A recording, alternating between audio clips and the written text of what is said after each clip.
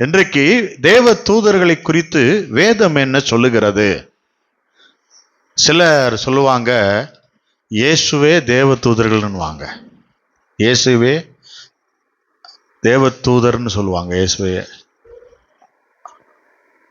ஆனா வேதத்தில் தேவ தூதர்களை ஆண்டவர் பிரித்து அநேக காரியங்களிலே காண்பித்திருக்கிறார். தேவ தூதர்கள் என்னென்ன செய்வாங்க, தேவ தூதர்களுக்கென்று என்ன பணி கொடுக்கப்பட்டிருக்கிறது அப்படின்னு சில காரியங்களை ஆண்டவர் வைத்திருக்கிறார். அல்லேலூயா. இன்றைக்கு அந்த மாதிரி காரியங்களை சிலவற்றை நாம் பார்க்க போகிறோம். முதலாவது ஒரு வசனத்தை நாம் வாசிப்போம். அதில் தேவ தூதர்களை குறித்ததான காரியம் கொடுக்கப்பட்டிருக்கிறது. சங்கீதம் 34வது சங்கீதத்தை எடுத்துக்கொள்வோம். சங்கீதம் 34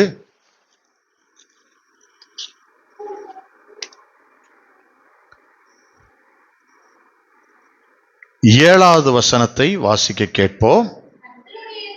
கர்த்தருடைய தூதன் அவருக்கு பயந்தவர்களை சூழ பாளையம் இறங்கி அவர்களை விடுவிக்கிறார். அல்லேலூயா, அல்லேலூயா. இங்கே ஒரு காரியம் கொடுக்கப்படுகிறது.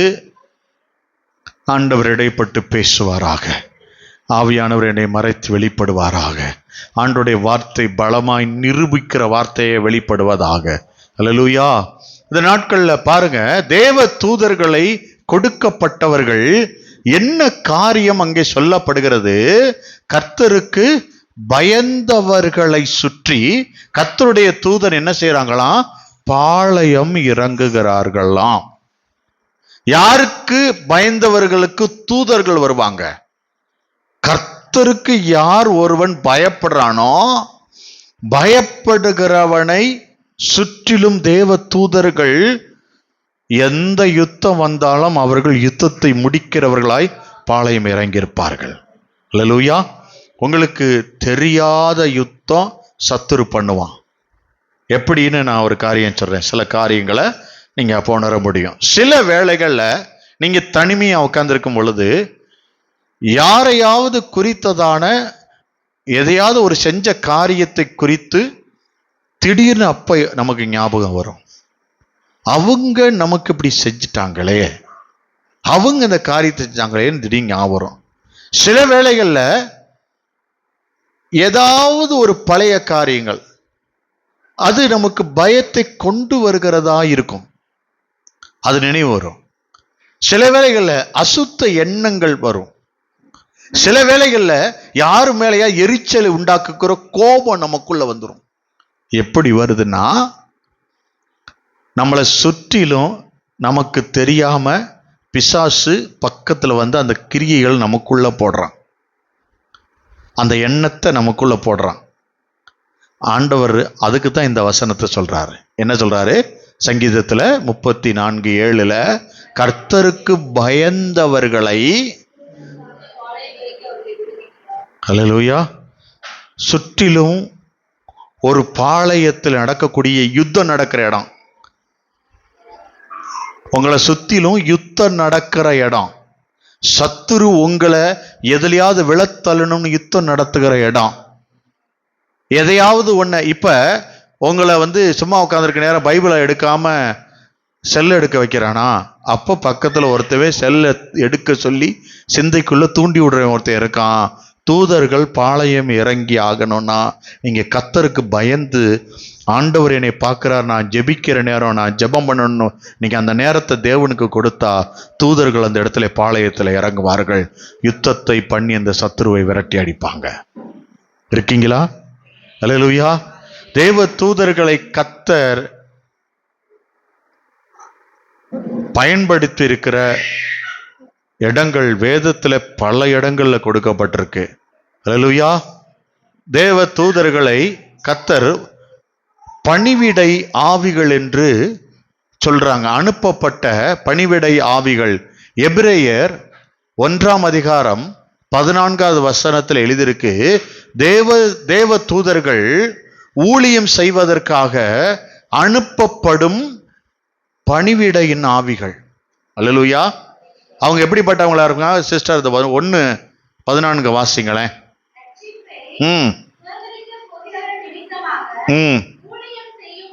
ஊழியம் செய்யும்படிக்கு பாருங்க, தேவ தூதர்கள் பணிவிடை ஆவிகளாயிருக்கிறார்கள். யாருக்கு பணிவிடை செய்யறவங்க? தேவ தூதர்கள் தேவனுக்காக பணிவிடை செய்கிறவங்க, வேலை செய்யறவங்க. அல்லேலூயா. அவங்க தேவன் நம்மை பாதுகாக்கும்படி அவர்களுக்கு கட்டளை கொடுக்கும் பொழுது, தேசத்தை அழிக்கும்படி தூதனை அனுப்பும் பொழுது, தேசத்திலே சங்காரம் உண்டாகும்படி கர்த்தர் அந்த தூதனை அனுப்பும் பொழுது, மெசேஜஸ் வார்த்தைகளை தேவன் கொடுக்கிற காரியத்தை அறிவிக்கிறவர்களாய் வரும் பொழுது, தேவ தூதர்கள் இந்த ஊழியக்காரங்களா பணிவிடைக்காரங்களா அவங்க இறங்கி வந்து வேலை செய்யறாங்க. இருக்கீங்களா? அல்லேலூயா. நம்மளுடைய பாதுகாப்புக்காக அனுப்புறாங்க, தேவனுடைய வேலையாட்களா இருக்காங்க. அல்லேலூயா.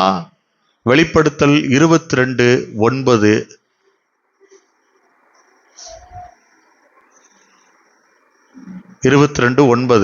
வெளிப்படுத்தல் 22:9.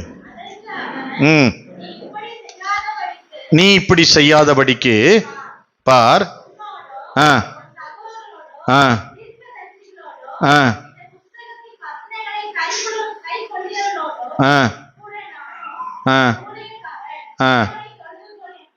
யார அங்க எப்படி எழுதியிருக்குன்னா, தேவ தூதர்களை வணங்கக்கூடாதுன்றத தேவ தூதன் அங்க சொல்றாங்க. உன்னை போல நானும் ஒரு பணிவிடை ஊழியக்காரன் தான். நீ யார வணங்கணும்? தேவனை நீ வணங்கு. அல்லேலூயா. பணிவிடை செய்யக்கூடிய ஊழியக்காரர்களாய் கர்த்தர் தூதர்களை அனுப்புகிறார். அந்த தூதர்கள் இறங்கி கிரியை செய்யும் பொழுது, அந்த தேவ தூதர்களுடைய கிரியை எப்படி இருக்கு? பணிவிடை செய்யக்கூடிய ஆவிகள் அப்படி செயல்படுத்தும் பொழுது ஆண்டவர் சொல்றாங்க, உங்க பக்கத்துல வந்து போறவங்க, உங்களுக்கு பணிவிடை செய்யறவங்க, ஒருவேளை உங்களுக்கு அவங்கள ஆண்டவர் தெரியப்படுத்தினார்னா அவங்கள வணங்கிறாதீங்க. இருக்கீங்களா? அவங்கள தெளிவா தெரிந்து கொள்ளுங்க. ஆண்டவரே, நீரே ஆனால் நான் இறங்கி வர கட்டளையிடும். யார் சொன்னா? யாரோ சொன்னாங்க, ஆனா எங்களுக்கு இப்ப ஞாபகம் வரல. பேதுரு சொன்னாரா? அல்லேலூயா. அப்ப அங்க சொல்லப்படுது, தேவ தூதர்களை வணங்கக்கூடாது. அல்லேலூயா. தேவ தூதர்களை நாம என்ன செய்யக்கூடாது? வணங்கக்கூடாது. வேதத்தில் தேவ தூதர்களுடைய செயல்பாடுகள் பல இடங்கள்ல இருக்கு. நான் ஒரு சில காரியங்களை உங்களுக்கு வசனத்தின் மூலமா கோடிட்டு காண்பிக்கிறேன். ரொம்ப இம்பார்ட்டன்ட், முக்கியமான விஷயம், உங்களுக்கு பிரயோஜனமாக இருக்கும் நான் நம்புறேன். ஏன்னா தேவ தூதர்களை குறித்து நான் பிரசங்கித்ததில்லை. முதன்முறையாக உங்களோடு கூட நான் அந்த காரியத்தை உங்களுக்கு பேசுகிறேன். முதலாவது சங்கீதம் 91 சங்கீதத்துல 11வது வசனத்துல, உன் வழிகளில் எல்லாம் உன்னை காக்கும்படிக்கு தம்முடைய தூதர்களுக்கு கட்டளையிடுவார். தூதர்கள் என்ன செய்ய வர்றாங்கன்னு வசனம் உங்களுக்கு காட்டுதுன்னா, உங்களை காக்கிறவங்களா இருப்பாங்கன்னு தேவன் தூதர்களை அனுப்புகிறாரு, கட்டளையிடுகிறாரு, உங்களுக்கு சொல்றாரு. தேவ தூதர்கள் உங்களை காக்கிறவர்கள். அல்லேலூயா. இந்த 91 சங்கீதத்துல 11 வசனம் அப்படித்தான் சொல்லுது, அவர்கள் காக்கிறவர்கள். அல்லேலூயா. ஆதாரமா ஒரு சம்பவத்தை உங்களுக்கு சொல்ல முடியும். தானியேலுக்கு ஒரு சோதனை வந்தது. என்னன்னா, சிங்கக்கவியில தூக்கி போட்டாங்க. சிங்கக்கவியில விழுந்த அவனுக்கு நடந்த காரியம் தானியேல் 6ஆம் அதிகாரத்தில் எழுதப்பட்டிருக்கு. ஒரு தேவதூதனை அனுப்பி சிங்கத்தின் வாயை கட்டி தேவன் பாதுகாப்பை கட்டளையிட்டார். நம்ம அடிக்கடி தியானிச்சனால சுருக்கமா நான் உங்களுக்கு சொல்லிடுறேன். அப்ப ஆண்டவர் இங்க சொல்றாங்க, நீங்க ஒரு விஷயத்தை கவனிங்க. கர்த்தர் சொல்றாரு, உன் வழிகளில் எல்லாம் உன்னை காக்கும்படிக்கு தம்முடைய தூதர்களை கட்டளையிடுவார். அப்ப சிங்க கெபியில விழுந்த தானியேலுக்கு கர்த்தர் தம்முடைய தூதர்களுக்கு கட்டளையிட்டார். அவன் இறங்கி அவன் வாயை கட்டினான். அல்லேலூயா. சில சிங்கத்தின் வாயை கட்டுறதற்கு தேவ தூதர்கள் இறங்கி வரணும். சில பேர் விழுங்கியே படும். கடன் என்ற சிங்கம், சில மன அழுத்தம், அதெல்லாம் சில மனுஷனை கொன்றும். எனக்கு தெரிஞ்ச ஒருத்தர் ரொம்ப படிச்சு படிச்சு படிச்சு படிச்சு அவர் மனநிலையே பாதிக்கப்பட்டு போயிட்டார். ஒரு ஒரு லெவலுக்கு மேல படிப்பு, எப்ப பார்த்தாலும் புக்ஸை படிச்சு படிச்சு படிச்சு படிச்சு படிச்சு மதுரையில ஜெகேந்திரபுரத்துல இருக்கிறாரு. இப்ப மனநிலை பாதிக்கப்பட்டிருக்காரு. அவரை மாதிரி யாரும் படிக்க முடியாது, அவரை மாதிரி யாரும் படிக்க, படிப்புல அவரை மாதிரி சொல்லி இப்ப அவரை மாதிரி யாரும் படிக்காதீங்கன்றாங்க. இப்ப எப்படி ஆரம்பிச்சு அவரை மாதிரி படிங்க, அவரை மாதிரி படிங்க, அவரை மாதிரி படி. உலகம் அப்படிதாங்க. முதல்ல அவரு நம்மளை சொல்லும், நல்லா வாழ்ந்திருந்தா நம்மளை சாட்சியிடும், விழுந்தா அப்பயும் நம்மளை தான் காட்டுவாங்க, இவங்கள மாதிரி வாழாதன்னு வாங்க. இருக்கும்போது ஆடினாங்க பாரு, இல்லைன்னு விழுந்துட்டாங்க பாருன்னு. ஆண்டவர் அதனாலதான் எப்பயும் போல அப்படியே இருந்தாலும் இல்லைன்னாலும் என்ன வந்தாலும் மன ரம்யமா வாழ்ந்துட்டு போயிடணும். அல்லேலூயா. இருக்கீங்களா? கர்த்தர் சொல்றாரு, தூதனை அனுப்பி சிங்கத்தின் வாயை கட்டுகிறாரு. இன்னைக்கு ஒருவேளை உங்க வேலை ஸ்தலத்துல சில சிங்கங்கள் இருக்கலாம். ஒருவேளை உங்க பிள்ளைங்க ஸ்கூல்ல உங்க பிள்ளைங்க பக்கத்துல உட்கார்ந்து இருக்கிற சில சிங்கங்கள் வாயை திறந்து சில கெட்ட காரியங்களை கற்றுக் கொடுப்பாங்க. எனக்கு சிகரெட் பிடிச்சா ஒன்றும் செய்யாதுன்னு சொல்லி கொடுத்தவன் என் ஃப்ரெண்டு ரமேஷ்னு ஒரு நண்பன். உள்ள அப்படி இழுத்து இப்படி விடணும், வெளியே போகும்போது புகையாதான் போச்சு. கேட்டேன், தம்பி உள்ள போனாலும் புகையாதான் போகுது, வெளியே வரும்போது அதே புகை வெளியே போகுது, இதைத்தான் ரெகுலரா செய்யணும்னா. ஏன் செய்யணும், எதுக்கு செய்யணும்னு எனக்கு தெரியல. ஆனா கூட இருக்க ஃப்ரெண்டு, நீங்க ரொம்ப ரொம்ப நேரம் உங்க பிள்ளைகளோட இருக்கீங்களா, இல்ல அவங்க ஃப்ரெண்டு ரொம்ப நேரம் கூட இருக்காங்களா? ஏன்னா அவங்களுக்கு தெரியல. அவங்க ஃப்ரெண்டு தான் கூட பக்கத்துல படிக்கிற பிள்ளைங்க எவ்வளவு நேரம் இருக்கிறாங்க, காலையிலேருந்து சாயந்தரம் வரைக்கும் பக்கத்துல உட்காந்துருக்காங்களா? அந்த சிங்கம் உங்க பிள்ளைகளை விழுங்குமா விழுங்காதுகளா? அவன் திரும்பி பார்க்கறாண்டின்னா முடிஞ்சிருச்சு. இவங்க திரும்பி பார்த்துக்கிட்டே போயிருவாங்க வாழ்க்கை முழுவதும். முடிஞ்சிச்சா? பக்கத்துல உட்கார்ந்து இருக்கிற சிங்கம் கிரியை செய்யக்கூடாதுன்னு ஜெபிச்சாகணும். இன்னைக்கு உங்ககிட்ட தான் பேசிட்டு இருக்காரு. இருக்கீங்களா? உங்க பக்கத்துல உங்க பிள்ளைங்க பக்கத்துல இருக்கிற சிங்கத்தை குறித்து, உங்க ஸ்கூல்ல இருக்கிற காரியத்தை குறித்து, உன் பிள்ளைகளை பரிசுத்தத்திலிருந்து வழி விலகி போக பண்ணக்கூடிய சிங்கங்கள் நிறைய இருக்கு. நீ ஜெபிச்சேனா கர்த்தர் தூதனை அனுப்பி வாயை கட்டி போடுவார். உன் பிள்ளைகிட்ட கெட்ட காரியத்தை சொல்லி கொடுக்க மாட்டாங்க. இருக்கீங்களா? தூதன் ஏன் அனுப்புறான்னு சொல்லி சொல்லிக்கிட்டு இருக்காரு உங்ககிட்ட. எதுக்கெல்லாம் தூதர்கள் கிரியை செய்வாங்க, என்ன செய்வாங்கன்னு சொல்லி கொண்டிருக்கிறாங்க. இன்றைக்கு ஒருவேளை உன் கண்ணுக்கு தெரியாம பாளையத்துல இறங்கி கிரியை செஞ்சுக்கிட்டு இருக்கலாம். இரவு வேளை ஆனாவே கவலைகளை கொண்டு வந்து உன் உள்ளத்துல போட்டு சிந்தைகளை போட்டு பாழாக்கலாம். ஒருவேளை இன்னைக்கு நைட்டு போகும்போது என்ன நடக்குமோ நீங்க கவலைப்படலாம். பாளையம் இறங்குகிற யூத கோத்திரத்து சிங்கம் இந்த பல்லு இல்லாத சிங்கத்தை அடிச்சு துரத்துன்னு நம்புங்க. அவன் ஒன்றும் பல்லு இல்லாதவன், அவன் கடிக்க முடியாது. ஒரு பல்லு இல்லாத பாட்டியை கற்பனை பண்ணிக்கோங்க. அந்த பாட்டி நம்மளை கடிச்சா எப்படி கூசும்? ஏன்னா பல்லே இருக்கு, அதில் இப்படி இருக்கும்ல. பார்த்துருக்கீங்களா பாட்டியெல்லாம்? பல்லு இல்லாத பாட்டி தெரியுமா? எல்லாரும் ஒரு மாதிரி பார்க்குறீங்களே, பாட்டிகளை யாராவது பார்த்துருக்கீங்களா? அந்த பாட்டிக்கு பல்லு இல்லாத பார்த்துக்குங்க, அந்த பல்லு இல்லாத இப்படி கடிச்சா அப்படியே கூசு தெரியுமா? அப்படி செய்வான் அவன் ஒன்றும் செய்ய முடியாது. வரும்போது பார்த்தா இன்னும் பயங்கரமா இருக்கானேன்னு ஒண்ணுமே செய்ய மாட்டான். பாளையத்துல தேவ தூதர்கள் இறங்குவாங்க. விசுவாசிக்கிறீங்களா? ஒரு ஆள் தான் ஆமேன்னு சொல்றீங்க, அவங்களுக்கு தான் சேங்ஷன் ஆகுது பாருங்க. ரெண்டாவது காரியம், தூதர்கள் என்ன செய்யறாங்க? முதல் காரியம் சொன்னேன், வழியில உங்களை காக்குறவங்க. ரெண்டாவது காரியம் சொல்றேன், விடுதலை ஆக்குறவங்க. ஹல்லேலூயா. அப்போஸ்தலர் நடபடிகள் 12ஆம் அதிகாரம் 7வது வசனத்துல நம்மால போய் சிறைச்சாலையில உட்கார்ந்துருக்கிறாரு.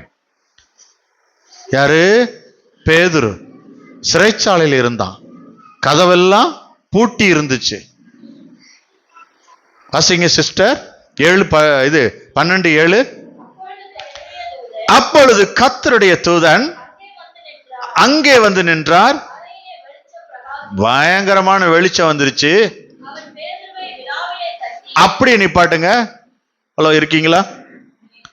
தூதன் வந்தோடனே என்ன வந்துச்சு? யோசிச்சுட்டு இருக்கோம் பாஸ்டர், இருங்க சொல்லுவோம்ல. தூதன் வந்த உடனே என்ன வந்துச்சு? கல்றையில தூதன் வந்த உடனே என்ன வந்துச்சு? யாருக்கா ஞாபகம் இருக்கா? கல்றைக்குள்ள இயேசுவை வச்ச இடத்துல 2 தூதன், தலைமாட்டில் ஒருத்தர், கால் மாட்டில் ஒருத்தர் உட்கார்ந்து இருந்தாரு. அப்ப என்ன ஆச்சு? வெளிச்சம் பிரகாசிச்சு பாருங்க. சில வேளைகள்ல தேவ தூதர்கள் வரும்போது வெளிச்சம் பிரகாசிக்கும். இயேசுவே இயேசுவே இயேசுவேன்னு விழுந்துடக்கூடாது, யாருன்னு அறிஞ்சுக்கணும். வந்திருக்க தேவ தூதர்கள் வெளிச்சத்தை பிரகாசிக்க பண்ணுவார்கள். அந்த வெளிச்சம் சத்துருவம் பக்கத்தில் இருக்கிறத காண்பிக்க வைப்பாரு. சரி, இங்க தேவதூதர் எங்க தட்டுறாரு? இடுப்புல போய் தட்டி. எங்க தட்டுறாரு? விழாவில போய் தட்டி, சீக்கிரமா எந்திரிச்சிரு எழுப்பினார். அவர் அவுத்தாரா? இடுப்புல தட்டினாரு. தேவ தூதர்கள் தொட்டாங்க. தேவ தூதர்கள் உங்களை தொடும் பொழுது உங்கள் கைகளிலே கால்களிலே கட்டி இருக்கிற அந்த பொல்லாத சங்கிலிகள் அவிழ்ந்து விழுகும். பேதுருவுடைய விடுதலையை தேவ தூதர்களை கர்த்தர் அனுப்பி விடுதலை ஆக்கினார். அல்லேலூயா. கர்த்தர் இன்றைக்கு அதை தான் சொல்லியிருந்தாரு. பேதுரு சிறைச்சாலையில இருந்தான், கதவு பூட்டி இருந்துச்சு. தேவ தூதர்கள் வந்தாங்க, சங்கிலிகளை அவுத்தாங்க, கதவு திறந்துருச்சு. இருக்கீங்களா? கதவு திறக்கணுமா? உங்க வாழ்க்கையில கதவு திறக்கப்படணுமா? தேவ தூதர்கள் கண்டிப்பா உள்ள வந்தாங்கன்னா உங்க கதவு திறக்கும். உங்க கடன் என்ற சிறையிலிருந்து கர்த்தர் உங்களை வெளியே கதவை திறந்து கொண்டு வருவாரு. உங்க வியாதி என்ற சிறையிலிருந்து கதவை திறந்து கர்த்தர் கொண்டு வருவார். சில பேர் பயந்துகிட்டு இருக்கீங்களே நாளைக்கு என்ன நடக்கும்னு, அந்த கதவை திறந்து இன்றைக்கு கர்த்தர் சொல்றாரு, இன்று நீ விசுவாசிச்சனா இன்னைக்கு தேவதூதன் உன்னை தொடுவாரு. முடிவுல ஜெபிக்கும் போது அப்ப தேவதூதன் உன்னை தொடும் பொழுது கர்த்தர் சொல்றாரு, உன் வியாதி கட்டு அவிழும், உன் பய கட்டு அவிழும். கரங்களை தட்டி மகிமைப்படுத்துங்க. ஒருவேளை கர்த்தர் சொல்றாரு, இன்றைக்கு சிலருடைய சிறையிருப்பையில் இருந்து கர்த்தர் உடைச்சி வெளியே கொண்டு வருவதற்கு என்னுடைய தூதனானவர் இறங்கி வருவார்ன்றாரு. ஆமென், ஆமென். கரங்களை தட்டி அவரை மகிமைப்படுத்துவோம். மூன்றாவது காரியம், தேவ தூதர்கள் செய்திகளை கொண்டு வருவாங்க. மெசேஜஸ் ஆண்டவர் கொண்டு வந்து கொடுப்பாங்க. அல்லேலூயா. இருக்கீங்களா? லூக்கா எழுதின சுவிசேஷம் 1ஆம் அதிகாரம் 26வது வசனத்தை வாசிக்க கேட்போம். கேப்ரியல் அங்கே வந்தாரு.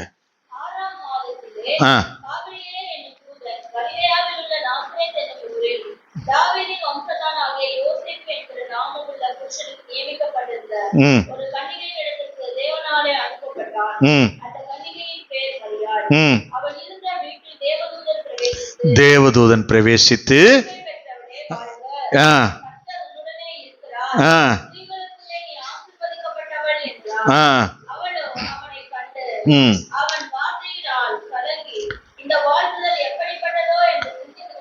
எந்த மெசேஜ் எங்க இருந்து கொண்டு வராங்க தெரியுமா? பரலோக தேவனிடத்திலிருந்து மெசேஜ் கொண்டு வந்து கொடுக்கறாங்க. என்னன்னு, நீ கர்ப்பவதியாகி ஒரு குமாரனை பெறுவாய். கல்யாணம் முடியாத பிள்ளைகிட்ட சொல்றாங்க, நீ கர்ப்பவதியாகி ஒரு குமாரனை பெறுவாய். இருக்கீங்களா? கர்ப்பவதியாகி ஒரு குமாரனை பெறுவாய், அவருக்கு இயேசு என்று பெயர். இயேசு என்று பெயர். அல்லேலூயா. கர்த்தர் இன்னைக்கு சொல்றாரு, தேவன் சில பேரோட பேசிக் கொண்டிருக்கிறார், சில பேரோட சில நேரம் கழித்து பேசுவார். சில பேரோட தேவ தூதர்களை அனுப்பி பேசுவார், சில பேருடைய கனவுல பேசுவார், சில பேருடைய தரிசனத்துல பேச போறாராம். இருக்கீங்களா? விசுவாசிக்கிறவங்களுக்கு கர்த்தர் சொல்றாரு, தேவ தூதர்களை அனுப்பி கர்த்தர் உங்கள் கனவுகளிலே பேச போகிறார், உங்கள் தரிசனங்களிலே பேச போகிறார்.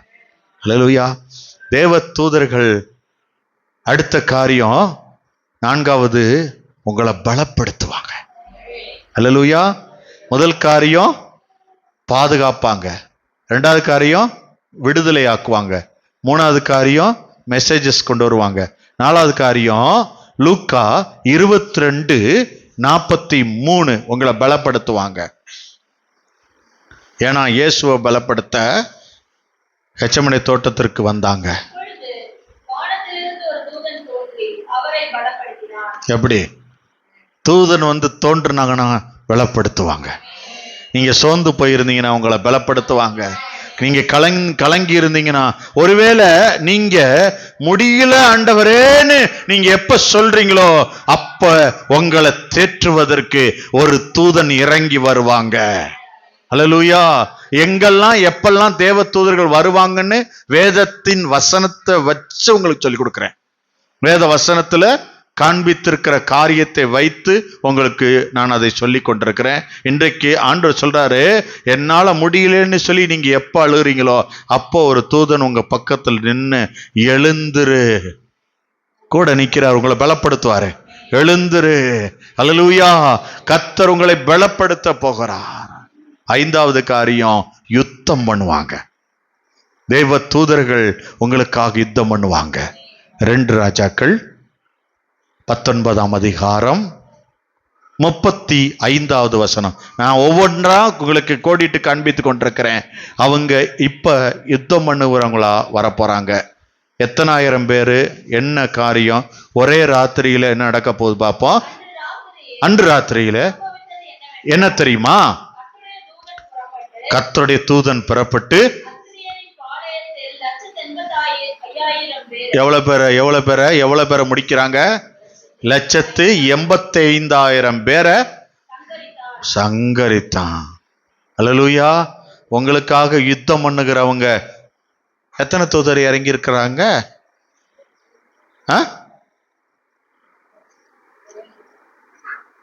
புரியலையே.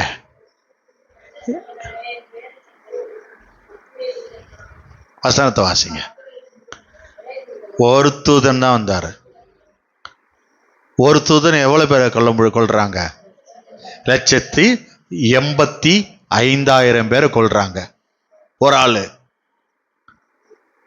ஒருத்தன் பாளையம் இறங்கினா சீன் முடிஞ்சிருச்சியா? உன் வீட்டு உன்னை சுற்றி ஃபர்ஸ்ட் ஆரம்பிக்க எப்படி ஆரம்பிச்சாரு? தேவன் உன்னை சுற்றிலும் பாளையம் இறங்குவாங்க. ஆண்டு சொல்லாரு, ஒருத்தவன் போதும் 1,00,000 பேரை முடிக்கிறவன். நீ நம்பணுன்னு தான் அந்த வசனத்தை ஆண்டவர் காண்பிக்கிறாரு.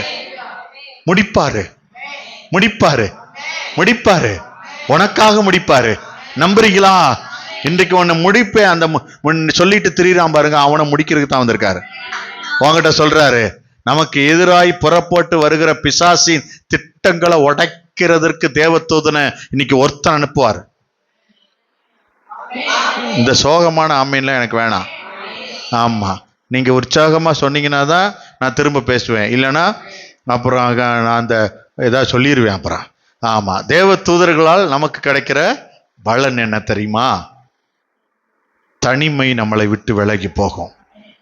ஏன்னா நம்ம கூட அவங்க பாளையம் இறங்கி இருக்கிறதுனால நம்ம சங்கீதம் 91:5 பாருங்களேன்.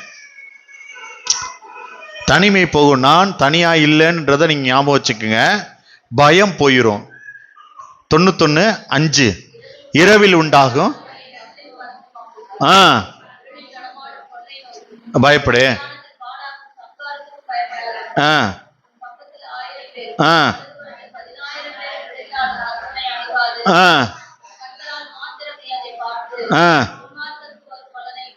துன்மார்க்கருக்கு வரும் பலனை காண்பார். இதெல்லாம் யாரை வச்சு செய்ய போறாரு?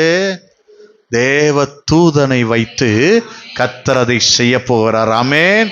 உங்க ஜபத்திற்கு பதில் கிடைக்கும். தானியேல் ஜபிக்கும் பொழுது ஒரு ஒரு ஒரு பதில் அங்கிருந்து வந்துச்சு. தானியேல் 10:12-13 2 வசனங்கள்ல பாத்தீங்கன்னா, தானியேல் ஜெபிச்சாரு.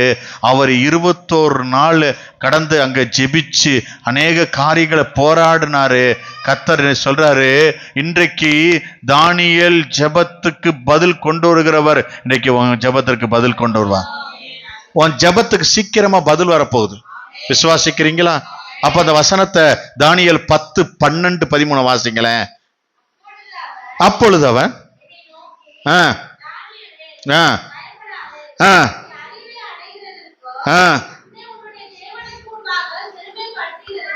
ஆமென்.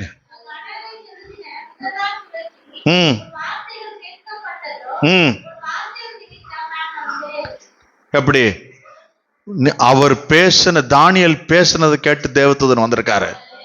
நீங்க தனிமையா இல்ல, நீங்க தனியா இல்ல. பாளையம் இறங்குற தேவ தூதர்கள் உங்களோடு கூட இருக்கிறாங்க. அல்லேலூயா. தூதன்களுக்கு அநேக வேலைகளை நமக்கு கர்த்தர் அவங்களுக்கு கொடுத்திருக்கிறாரு. அதுல ஒரு முக்கியமான வேலை தேவனுடைய வார்த்தையை கொண்டு வந்து கொடுக்கிற வேலை. ஸ்பெஷல். எல்லாத்தில விட முக்கியமான ஒரு காரியம், தேவனுடைய வார்த்தைகளை சுமந்து கொண்டு வந்து நீங்க ஜெபிப்பீங்க. அந்த ஜெப குறிப்பை கொண்டு போய் அவங்க பரலோகத்தில் கொடுப்பாங்க. அதற்கு பதிலை கொண்டு வருகிற தூதர்கள் இறங்கி வந்து உங்கள்கிட்ட பதில் கொடுப்பாங்க. அவங்க ரொம்ப மெசேஜ் முக்கியமானவங்க. அவங்க உங்க வாழ்க்கையில நடக்க போகிற காரியத்தை தேவனிடத்திலிருந்து வாங்கி கொண்டு வந்து கொடுத்து அவங்க செயல்படுகிறவங்களா காரியங்களை செயல்படுத்துவாங்க. இருக்கீங்களா? அல்லேலூயா. ஆண்டவர் சங்கீதம் 103:20 வாசிங்களேன். அவருடைய வசனத்தை கேட்கிற, அவருடைய வசனத்தின்படி செய்கிற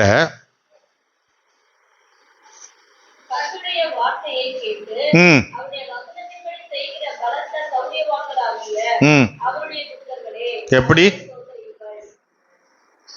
வார்த்தைகளை கேட்டுட்டு எடுத்துட்டு வர்றவங்க, அதபடி செய்யறவங்க.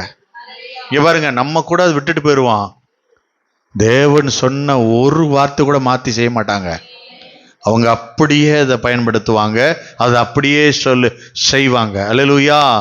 ஆண்டவர் சங்கீதம் நம்ம முதல்ல வாசிச்சோம் பாருங்க, 34:7 கர்த்தருக்கு பயந்தவர்களை சுற்றிலும் பாளையம் இறங்குவாங்க. இந்த வசனத்தை நாம அறிக்கை பண்ணணும். அப்பதான் நீங்க தனியா இல்லைன்றதை ஆண்டவர் உறுதிப்படுத்துவாரு. ஒரு தேவ தூதனை உங்களுக்காக நியமிப்பாருண்டு. அந்த தேவ தூதன் உங்களுக்கு கூட நிக்கிறத நீங்க பார்ப்பீங்க. வேதத்துல இந்த வசனம் கொடுத்துருக்கு. தூதர்களை கர்த்தர் வார்த்தைகளை கொண்டு வருகிறவங்க, அவங்க ஆண்டவருக்காக வேலை செய்யறவங்கன்னு சொல்லப்பட்டிருக்கு. அல்லேலூயா. நீங்க ஜெபிக்கும் பொழுது அந்த வார்த்தைகள் அந்த காரியத்தை கொண்டு வந்து நடத்துவாங்க, செயல்படுத்துவாங்க. இப்ப தேவன் யுத்தம் பண்ணுவதற்கு அவங்களை அனுப்புறாங்க. ஆனா வேதம் எதெல்லாம் தாண்டி முக்கியமான காரியம் என்னன்னு சொல்லுதுன்னா, தேவனுடைய வார்த்தைகளை எடுத்து நமக்கு கொடுக்கிறது முக்கியம்னு சொல்லுது. 2 ராஜாக்கள் 6ஆம் அதிகாரம் 17வது வசனத்துல தேவ தூதர்கள் வந்தாங்க.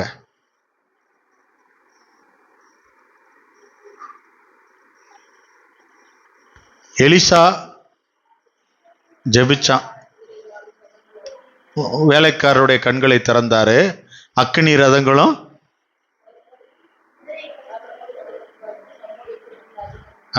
வசனம் தப்பா வாசிக்கிறீங்க, கரெக்டா வாசிக்கல.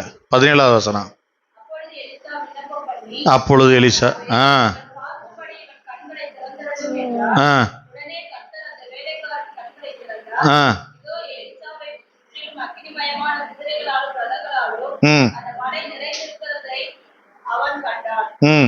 எதுக்கு அங்க அதுல வந்த எல்லா ரதங்களும் குதிரைகளை இயக்கிட்டு வந்த தேவ தூதர்கள் அங்க இருந்தாங்க. தேவ தூதர்கள் அங்க வரலைனாலும் தேவ தூதர்களாய் அந்த குதிரைகளும் அக்கினி ரதங்களும் அங்க புறப்பட்டு வந்தது. பணிவிடை செய்வதற்கு, யுத்தம் நடத்துவதற்கு, நம்ம கூட அவங்க நிக்கிறாங்கன்னு அடையாளப்படுத்துவதற்கு, பாளையம் இறங்கி யுத்தம் நடத்துவாங்க என்பதற்கு அடையாளமாக அவங்க கொண்டு வந்தாங்க. அல்லேலூயா. கர்த்தர் இந்த நாளில் பாருங்க, நீங்க தனியா இல்லை. ஆண்டவர் சொல்றாரு, ஒரு தேவ தூதர்களை கர்த்தர் உங்களுக்கு கொடுக்கிறாரு. ஒரு சகோதரி ராத்திரி 12 மணிக்கு ஆஸ்பத்திரியில் நின்று அவ அழுதுகிட்டே இருந்தாளாம். எனக்கு கூட துணைக்கு யாருமே இல்லை, நான் அந்த அறையில் தனியாக இருக்கேன். அந்த ஜிஹெச் அந்த ஹாஸ்பிட்டல் பக்கம் திடீர்னு இரவு வேளையில் ஏதோ ஒரு உருவம் அப்படி வந்து அமுக்கிற மாதிரி இருக்குமா, கருப்பாக போகிற மாதிரி இருக்குமா, வர்ற மாதிரிலாம் இருக்குமா. அவங்க அதை பயந்துக்கிட்டு அவங்க ஆண்டவர்கிட்ட அப்போ உட்காந்து அழுது ஜெபிப்பாங்களாம். அவங்க ஜெபிக்கும்போது அந்த அறைக்குள்ள இருந்து ஒரு சத்தம் கேட்குமா, நீ தனியா இல்லை அப்படின்னு. அவங்க அழுது ஜெபிக்கும் போது அந்த இடத்துல ஒரு சத்தம் கேட்குமா, நீ இப்ப தனியா இல்லைன்னு சொல்லி. எப்படி பாருங்க, ஆண்டவர் எப்படி ஒரு காரியத்தை இடையப்படுறாரு பாருங்க. ராசாத்தி அவங்க பேரு, சகோதரியுடைய சாட்சியை நான் குறிப்பிட்டு வந்திருக்கேன். நிறைய அவங்க சொல்லியிருக்காங்க. நான் அதை சுருக்கமாக நான் உங்களுக்கு அதை கோடிட்டு காண்பிக்கிறேன். ஜிஹெச்சில் அவங்க கடந்து அவங்க சொல்கிறாங்க, அந்த பயத்தை உங்களால் உணர முடியுமா என்னன்னு தெரியல, அவ்வளவு பயங்கரமான பயமாக அந்த இடத்துல அவங்களுக்கு இருந்திருக்கு. ஒரு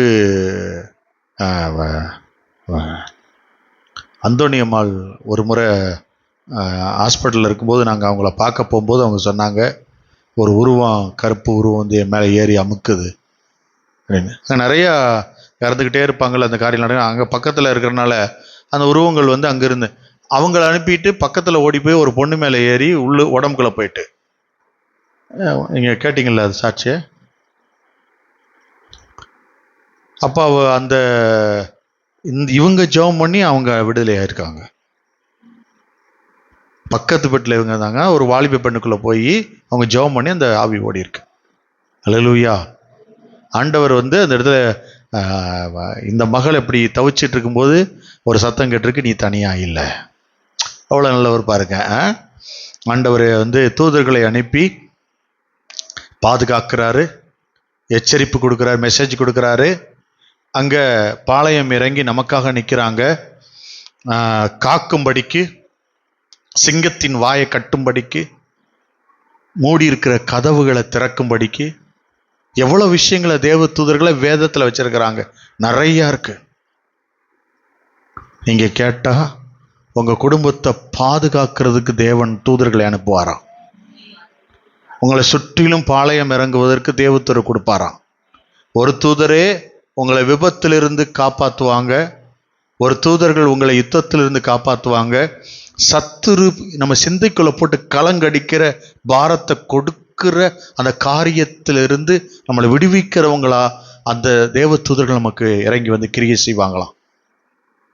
எத்தனை குடும்பம் நமக்கு தெரியாதுங்க. நம்ம நினைக்கிறோம் நம்ம நல்லா இருக்கோம் அப்படின்னு.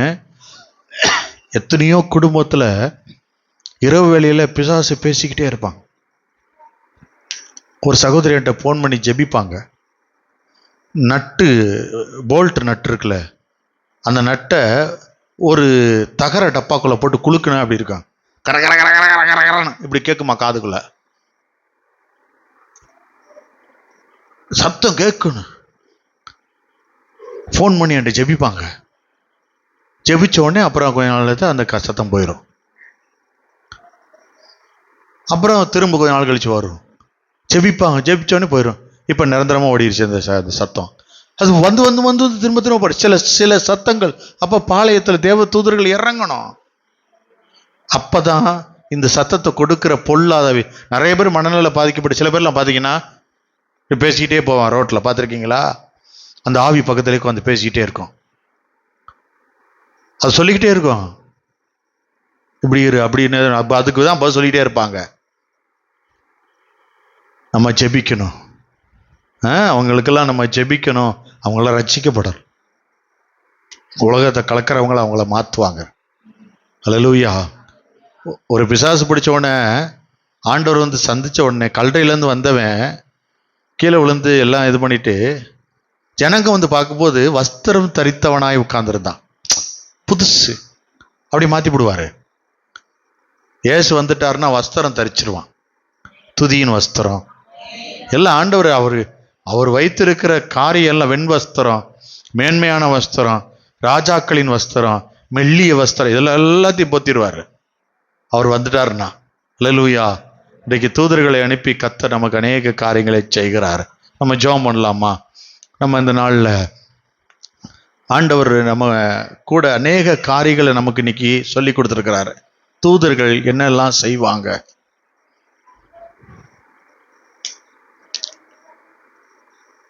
ஒவ்வொரு மனிதனுடைய வாழ்க்கையிலையும் தூதர்களுடைய செயல்பாடுகள் உண்டுன்னு ஆண்டவர் சொல்றாரு.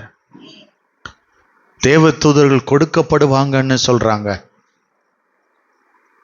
தேவ தூதர்களுடைய செயல்பாடுகள் நம்முடைய வீட்டில், நம்மளுடைய ஆலயத்தில், நம்முடைய அநேக காரியங்கள் வேதத்தில் பார்த்தீங்கன்னா வெளிப்படுத்தல் எழுதியிருக்கு. தேவ தூதர்கள் இறங்கி பூமியை அசைத்தார்கள், நிலத்திலும் தண்ணீரிலும் கால் வைத்தார்கள், நிலம் அதிர்ந்தது என்று சொல்லி பல சுனாமி எழும்பி அந்த தண்ணீர் மிகவும் கொந்தளித்தது, பல காரியங்களை கொடுக்கப்பட்டிருக்கும். இன்னைக்கு ஆண்டவர் அதைத்தான் நமக்கு இன்னைக்கு காண்பிக்கிறார். தேவ தூதர்கள் பணிவிடை செய்கிறவங்க. இயேசுவ தேவ தூதர்கள் என்று அநேகர் சொன்னாங்க. எபிரேயர்ல எழுதியிருக்கிறது, என்றைக்காவது எப்பயாவது தேவ தூதர்களை பிதாவாகிய தேவன், இவர் என்னுடைய நேசகுமாரன், இவரில் நான் பிரியமா இருக்கிறேன்னு தேவ தூதர்களுக்கு யாருக்காவது சொன்னதுண்டா? தேவன் தம்முடைய குமாரனை மட்டும்தான் அப்படி சொல்வாரு, இவர் என்னுடைய நேசகுமாரன் என்று. பலர் சொல்றாங்க அவர் தூதர் என்று. அவர் மெய்யாகவே அவர் தேவனுடைய குமாரன். அவர் தேவனுடைய குமாரன். இன்னைக்கு நீங்களும் நானும் தான் சாட்சி சொல்லுவோம். சாட்சி சொல்லதான் நம்மளை மாற்றி வச்சிருக்கிறார்.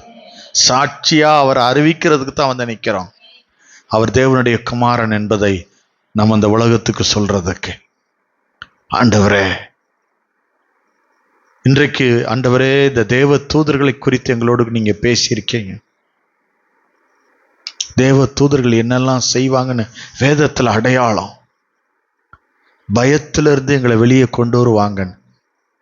தேவ தூதர்கள் ஆண்டவரே கர்த்தாவே பல காரியங்களை செய்வாங்கன்னு சொல்லப்பட்டிருக்கிறது. தேவனுடைய வல்லமை இறங்குறத நான் உணர்றேன். இங்க இருக்கிற யாருக்கிட்டையோ ஏதோ ஒண்ணு நடக்க போகுது. ஆண்டவர் யாரையோ ஒருவரை தொடுவதற்கு தம்முடைய வல்லமை அனுப்புறாரு. எலியா மேல இறங்கின கரம் போல இறங்கிட்டு இருக்கு. பாரமா பலமா இறங்குது. கர்த்தர் எனக்கு ஆவியில உணர்த்தி அதை காண்பிக்கிறார். I receive daddy, I receive. உங்க பிரசரத்தை, உங்க வல்லமை நான் பெறேன். நீர் தான் தேவனுடைய குமாரன், இயேசுதான் மெய்யான தேவனுடைய குமாரன். வாயில அறிக்கையிடுங்க, இயேசுவே நீர் தேவனுடைய குமாரன் என்று நாங்கள் அறிக்கை எடுக்கிறோம். மெய்யாகவே நீர் தேவனுடைய குமாரன்.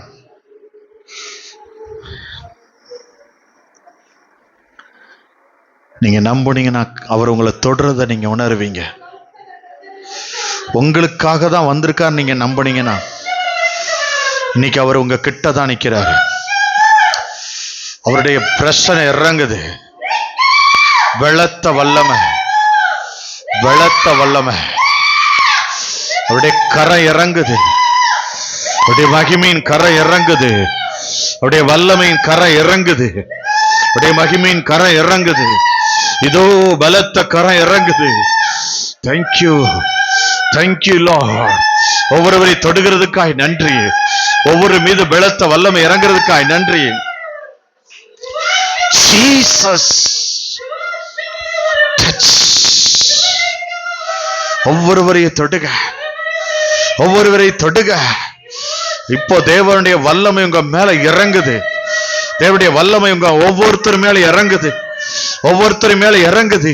இந்த சத்தத்தை கேட்டுக்கொண்டிருக்கிற ஒவ்வொருத்தர் மேலையும் ஆண்டவருடைய தூதர்கள் உங்க அருகாமையிலே வருகிறாங்க. தேவன் உங்களை தூக்கி விடுகிற தேவ தூதர்களை அனுப்புறார். உங்களை விழாவிலே தட்டி எழுப்புகிற தேவ தூதர்கள் வர்றாங்க. உங்க கரங்களை பிடித்து தூக்கி விடுகிற தேவ தூதர்கள் இறங்கி வர்றாங்க. இதோ உன்னதமான தேவனுடைய குமாரன், தம்முடைய தூதனை அனுப்பி உங்களை பயத்திலிருந்து வெளியே கொண்டு வராரு, வியாதியிலிருந்து வெளியே கொண்டு வருகிறாரு, கட்டுகளை விலங்குகளை உடைச்சு வெளியே கொண்டு வருகிறாங்க. இப்ப இப்ப இப்ப தேவ தூதர்கள் அநேகர் இன்னைக்கு தொட்டு கொண்டிருக்கிறாங்க, அநேகரை தொட்டு கொண்டிருக்கிறாங்க. இது வெளிச்சம். அவங்க இறங்கும் போது சிறைச்சாலையில வெளிச்சம் காணப்பட்டுச்சு.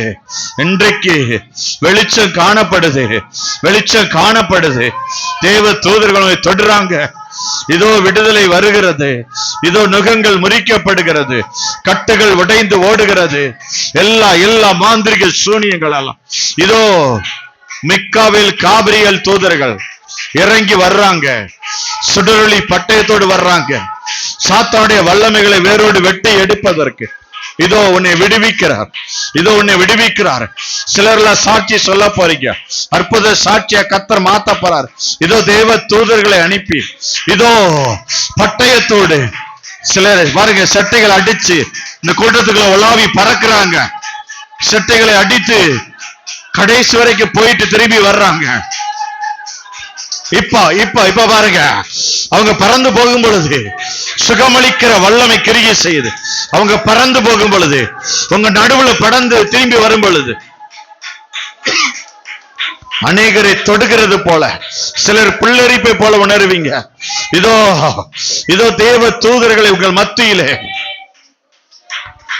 சில மெசேஜஸ் அவங்க கொடுக்க போறாங்க. தரிசனத்துல உங்களுக்கு தேவ தூதர்கள் சில வார்த்தைகளை சில தேவ அந்த அந்த சுருள் பேப்பரை கொடுக்கிறது போல கொடுக்க போறாங்க. சிலருடைய வார்த்தைகள் சிந்தைகள் அந்த வார்த்தை தெளிவா உதிக்குது, தெளிவா தெரியுது. அந்த வார்த்தை உங்களோட தான் பேசி கொண்டிருக்கிறாரு, அந்த வார்த்தை தெளிவா உங்ககிட்ட கொடுக்கிறாரு. மகிமை மகிமை, glory glory glory glory glory to Jesus, fire. இப்ப தேவ தூதர்கள் உங்களை தொடுகிறத நீங்க பாப்பீங்க. சிலர்ல உணர்றீங்க, சரீரத்துல சிலர்ல சரீரத்துல உணர்றீங்க. Thank you Lord, thank you Lord. உடைய கரத்துல எப்ப கொடுக்கிறேன், மாற்றங்களை நீர் உண்டு பண்ணுகிறதுக்காக நன்றி செலுத்துகிறேன். தொடர்ந்து உடைய கரத்துல ஒப்பு கொடுக்கிறேன், இயேசுவின் மூலம்.